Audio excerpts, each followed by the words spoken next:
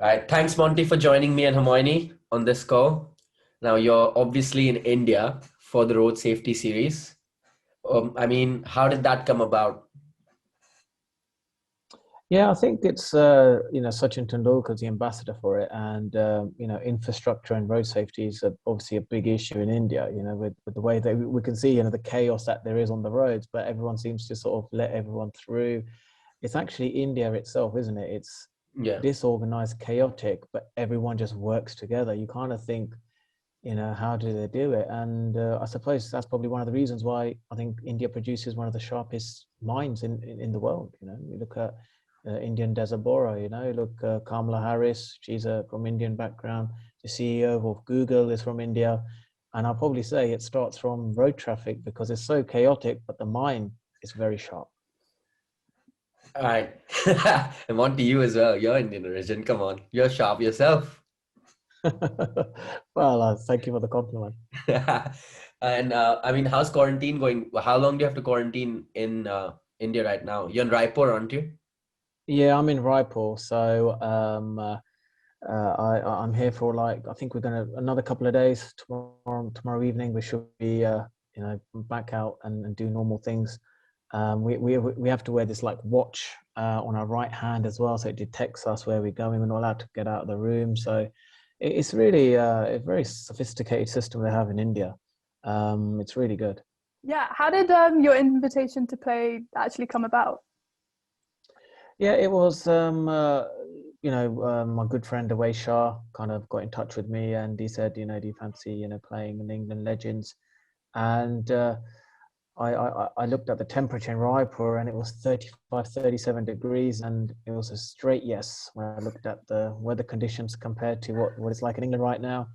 And possibly any excuse to get away from, attending lectures or doing university work, I happily, said yes to it. I would have done exactly the same. So you're playing under KP, you played under him before. What would you say, what's the best thing about him and his leadership style, do you think? Yeah, he's a fighter. He's a gutsy cricketer. When it's a tough situation, he battles that situation, and he's that type of cricketer where you can feel his confidence when he's at his top of his game. He would enter the stadium as he walks to the pitch. It's like everyone just feels his confidence. He feels his confidence. The whole stadium feels it, and was his strength. As a cricketer, I would say. There's not many cricketers around the world where you see him live, you can feel the guy's confidence. Kevin Pietersen, yeah, this guy, he's got supreme confidence. Monty, you've played with KP quite a bit.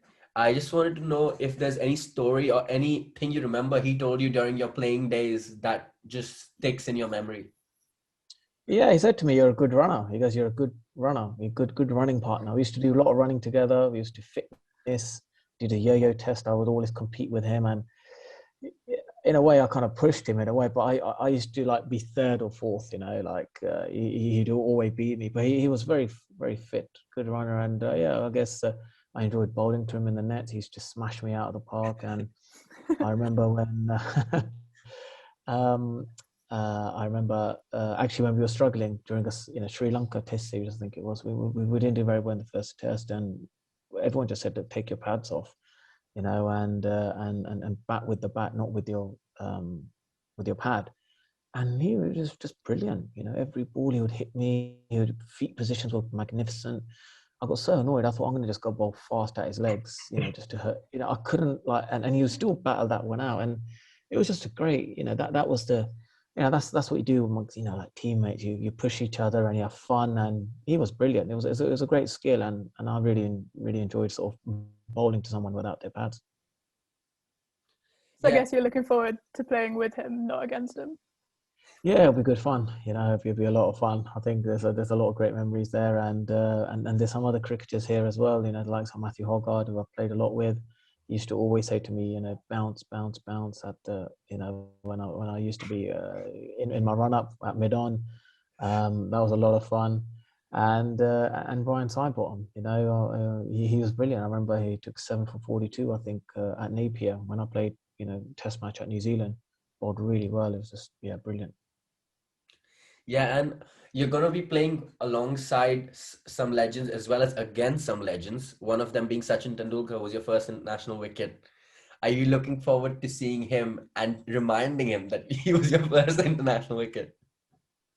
I probably won't remind him. I think that's probably the last thing I want to do. But I think I maybe just try and just sort of just say actually probably be nice just to have some Zoom chats. Once in these lockdown, that'd be something that would be nice to do. But I think he's obviously a great ambassador for cricket and sport, and it'd be just brilliant to see him again. Yeah. Yeah, and you're obviously playing against some legends like we spoke. Who outside of obviously Sachin Tendulkar, who are you looking forward to meeting the most or playing against the most? Yeah, look, I quite like obviously Brian Lara. I like his graceful approach. He's a real nice guy as well. Tino Best is another good friend of mine who's playing for the West Indies team. And I think Yuvraj Singh is going to turn up. So gosh, he used to hit me for some big sixes. Yeah, I didn't like bowling to him. Yeah, he would just like a fly just swap me into the stands. To be honest, wasn't an enjoyable experience. And then I think Bangladesh are turning up. They're going to be quite a dangerous team, and then we've got South Africa. They'll be good as well.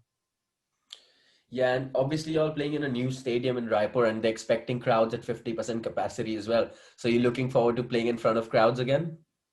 Yeah, that'll be really good. Playing in front of crowds. Watching. We haven't played for a long time in front of crowds, so like 50% capacity. Yeah, it's going to be fun. It's going to be. It's something I think everyone's really excited and looking forward to.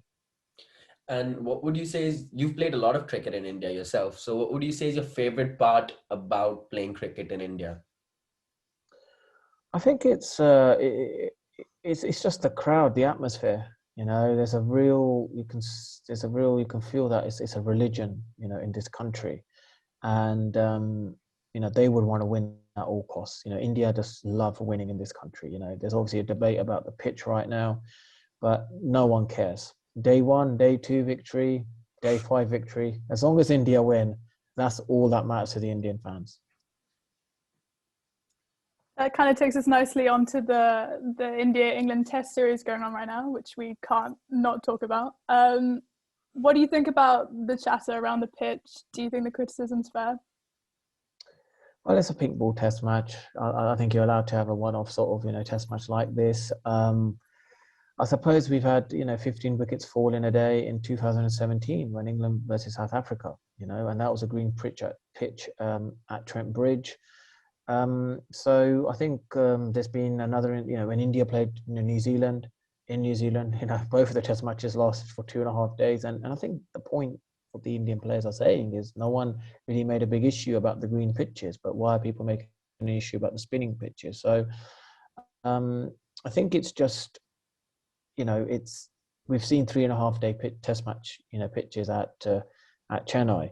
So I think, in my opinion, India being, I think, probably one of the strongest sort of governing bodies in cricket, you probably think that maybe they should they've qualified for the Test Championship, so this is probably a great opportunity maybe to produce a flat pitch. But I know what the Indian fans are like, and Indian sport. If they know one way to win, then they will just keep producing a spinning track, because they love winning. They absolutely love it. It's like the best thing for them. It's like like a football fan who loves his football team, and they just win. It is. They're just so passionate about winning. So I probably expect another turning pitch. Yeah, and with the pitch as well, the last game which ended in 2 days, Ashwin got to his 400 Test wickets, and he, like you said, Indian cricketers have been upfront about saying, you know what, we don't complain about the pitch when we go to these countries. Why are people complaining about the pitch now? And Ashwin's been the chief leader of that conversation. And when he got to his 400 wickets, Yuvraj Singh tweeted him congratulations. But then Yuvraj Singh went on to say, if Anil Kumble and Harbhajan Singh played on these pitches, they would have 1,800 wickets between them. So like, do you agree with that statement? I mean, not obviously that was an exaggerated number, but do you think the pitches are helping the spinners a lot more now than they were back in your time? I definitely the case. You know, I remember the like from 2000 to 2010, there was a lot of test matches were going to the fourth day, you know, fifth day, and then suddenly there was a shift in producing really turning pitches. So yeah, look, you still got to find a way of taking wickets on these turning surfaces, but you know, when you got Joe Root taking 5 for 8. You kind of like think, you know, even Joe Root said that, if I'm taking 5 for 8, you know, there must be something wrong with the pitch. You know, it must be a bit too spinner friendly. And, you know, it kind of reminded me of club cricket, really. You know, when the pitch is just turning, you're sort of chasing 100 versus 100, really. And it kind of, yeah, reminded me of that, the sort of test match. What are your thoughts on Root as a spin bowler? Look, I think he's a smart cricketer. You know, you see when he bowls, he thinks like a batsman.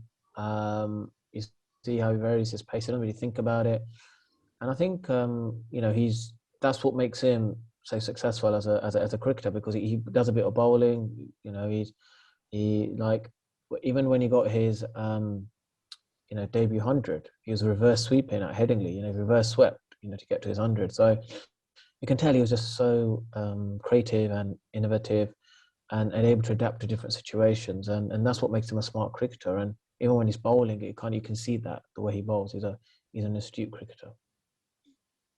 I was going to ask if you think then it's a case of just the England batsmen falling behind. Like, what do you think they're doing wrong?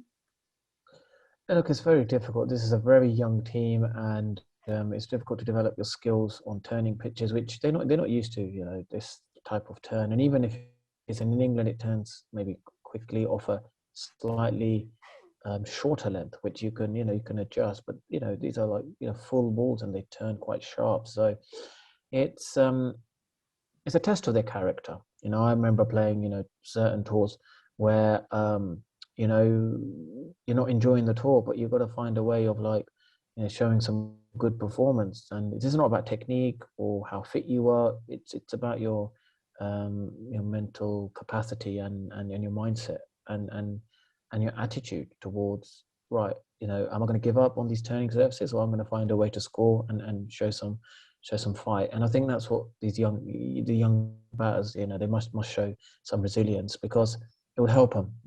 Selectors will think that when the going got tough, some of these batters, stood up. So this is a perfect opportunity in the fourth test match to show how tough and resilient they are. Yeah, and of course, with the test matches, we've seen Ben Foakes keeping behind the stumps, and a lot of praise has been rightly given to him for his wicket-keeping ability. As a bowler, how good is it to have, having a keeper, will not let anything go by him, and at the slightest opportunity will create a chance, like he did for the Rohit Sharma stumping? Yeah, look, it's great to have a keeper like that creates these kind of chances, but also you don't want to get into that habit of thinking, oh, the keeper's going to create me, half chances to get me a wicket, because then you rely on that. And then suddenly, like someone like Jack Leach, he should take them sort of wickets as bonuses and think, right, how am I genuinely getting the proper wickets? Am I getting them out without the skill of Ben Foakes, or am I can that's just bonus wickets? And I think sometimes them sort of wickets kind of sugarcoats the performance a little bit. Yeah. And I think he should be. I think by now he needs to be a bit more consistent in his line and length. The Indian players know that. Yeah, he'll bowl well, but then he's going to give one shot. You're going to bowl full at some stage, or release the pressure.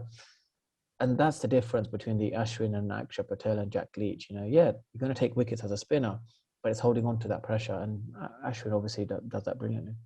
Yeah, and of course, bowling's a lot about rhythm, right? And how does one, like, for example, Jack Leach, sometimes with the second test, you could tell he was a bit out of rhythm, especially when Rishabh Pant started taking him for all those runs. How would you as a bowler get back into your rhythm when, someone's trying to upset it as a batsman?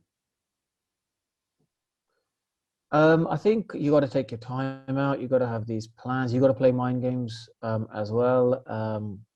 Halfway down the pitch, if I was Jack Leach, I don't think he has my sort of personality, but I would halfway down the pitch, look at Virat Kohli and then speak to the keeper and Joe Root and say, look, this is the field that I want. Impose myself. Say, this wicket is my space, not yours. You've entered in my arena, and I'm going to get you out. It's not the other way around, you know. And it's little things like that, you know, imposing yourself on the batsman, you know. And I don't think Joe Root. I think Jack Leach's quite like that.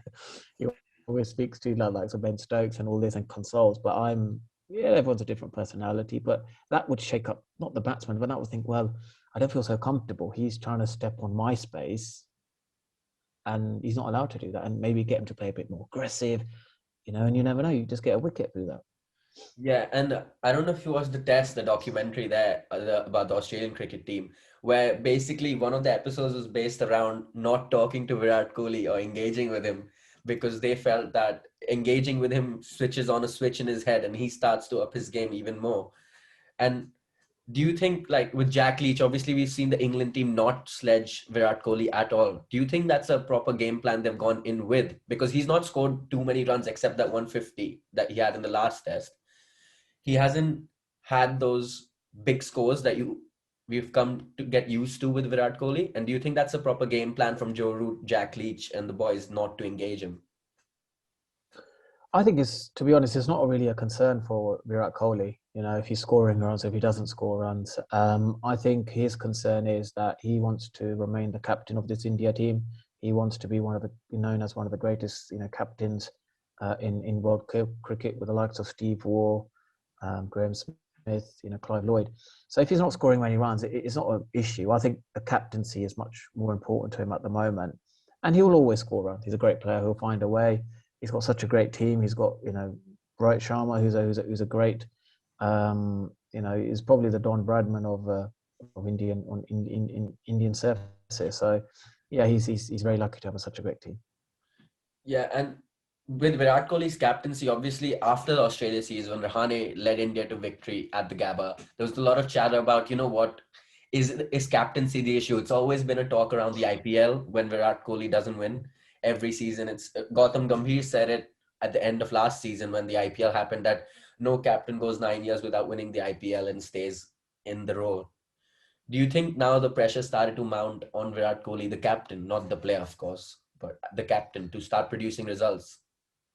Well, I thought the second test match, he was under extreme pressure. They produced a turning pitch. It was very brave of him. If they lost that toss, I reckon England would have won that. That was 2-0, and that was the end of Virat Kohli captaincy. You know, but they took a brave call and they won the toss. And, you know, they obviously, I think collectively as a team, the Indian team, I think they want Virat Kohli to remain as captain. And they did their best, you know, did a great job in doing that. You know, I'm sure Virat Kohli, you know, I think he needs to win a T20 tournament, either T20 or the World Cup. One or the other he needs to win or get to the final. And I think if one of them he doesn't, you know, let's say, I would probably say he needs to win, you know, he needs to win a trophy. And if he doesn't, I think that'll be it then. I think they'll get rid of him and then they'll bring in a new captain. And obviously Rohit Sharma, his counterpart, especially in the one day and T20 side where he's vice captain, he's been the guy who's been winning all the trophies with his side, the Mumbai Indians, and he's been a key part in creating that team. Do you reckon that the selectors will then, if like you said, he doesn't win the World Cup, is Rohit Sharma their go-to man now for the future, not for the future, but for the next couple of years at least, leading into the next T20 World Cup, which is the following year? Well, that could possibly happen, but it depends on the batting. You know, I think Virat Kohli bats really well in T20 cricket, and there's always an issue of Mumbai batsmen versus Delhi batsmen. Mm-hmm. You know, in the past sort of 10, 15 years, you know, Mumbai's produced probably some of the greatest, you know, batsmen we've ever witnessed in world cricket. But that shift has changed. You know, we've got like Virender Sehwag come there, Rishabh Pant, Virat Kohli. So now they're saying that actually the great batsmen come from Delhi, not from Mumbai anymore. So it's always been that debate, you know, but it's something that is probably good for Indian cricket. Yeah, and Monty, you as a bowler, if you had to choose to bowl to one person, say you're playing a T20 game now, you had to choose either bowling at Virat Kohli or Rohit Sharma, who would you go for? Who would you rather bowl at? I don't mind. I'll get both of them out. Knew he was You're going to say amazing, that. Monty. And obviously, there's the fourth test coming up in Ahmedabad. We don't know how the pitch will play out, but what are your predictions for the fourth test? What do you think England need to do to win that and draw the series? And what do you think India need to do differently? Look, I'll be honest with you. If Joe Root runs, if he scores 100, I think England got a chance. It's too much reliance on Joe Root. And, India will probably produce another turning pitch, and like I've seen it in India, I've been asking every Indian fan about the pitch situation. And the biggest stakeholders in the game are the fans. And there's over, it's like, over 500,000, I think, over 500 million fans around, in India that will, tune in and watch. They say, we just don't care. Produce a turning pitch, India win, we got something to celebrate about. And that is all that's all they care about. And that's the pressure I think people don't understand of the Indian players are under. When they turn out to play a game of cricket for India, in India, they're under so much pressure to win that they have to produce turning pitches because the fans will just then absolutely turn against the team. So other nations don't experience that level of pressure when they're playing in their own home country. So that's why I think, India will produce a turning pitch and they'll keep winning. Yeah, and lastly, of course, after this test series ends, the five T20s leading in, obviously, because of the T20 World Cup later in the year in India, the five T20s. How important is it for England and Owen Morgan side to use those five T20s to figure out the best team combination leading into that World Cup? I think the five T20s would be an opportunity to see some of the players, to see how they're going to do well. I think the real one will be in the IPL. Some of these players who are playing in the IPL, I think the planning and the preparation would start obviously taking place. But I think that's why they've had a policy of the players that are resting are the ones in the IPL. The likes of Ben Stokes, Joss Butler, Ian Morgan, Jofra Archer, Moeen Ali, and they're going to be, I think, they're going to be key players in England, if they can win in India. Yeah, of course. You mentioned the IPL and the England, that'll be the key. Of course, England are due to play a test match towards the end of the IPL, and the England Cricket Board announced that, the players are likely to miss the first test if they reach the playoffs for the IPL. Do you reckon that's with an eye on the T20 World Cup and under other circumstances it wouldn't happen? But because it's around the T20 World Cup, isn't that country they want their players to get as many games in India as possible? Yeah, look, I suppose it's the first time I'm on the World Cup, 50 over World Cup. So this is the strongest, white ball cricket team we've seen. So I think they know that, this is their best opportunity to win the T20 World Cup by giving their players maximum exposure in the IPL. And I think it's the right decision. And I think that's what they want. They want, the England players to actually get the maximum opportunity and they can report back to the likes of Owen Morgan, who's a brilliant, brilliant tactician, brilliant, great captain, and I'm sure he will know, from each ground, how to win and where, they would lose the game as well. Thank you, Monty, and I really appreciate you joining us. I don't know if Hermione has any more questions, but for me, I think you've answered everything. I think you covered everything for us. And yeah, I just wanted to say best of luck for your own series coming up, Monty. Yeah, best of luck, Okay. Monty. Look forward to watching you play again. Okay, thank you very much, guys, and we'll chat soon. I'll probably connect with you on the Zoom calls during the lectures. Yeah, we'll do. Okay, cheers, mate. Thanks a lot.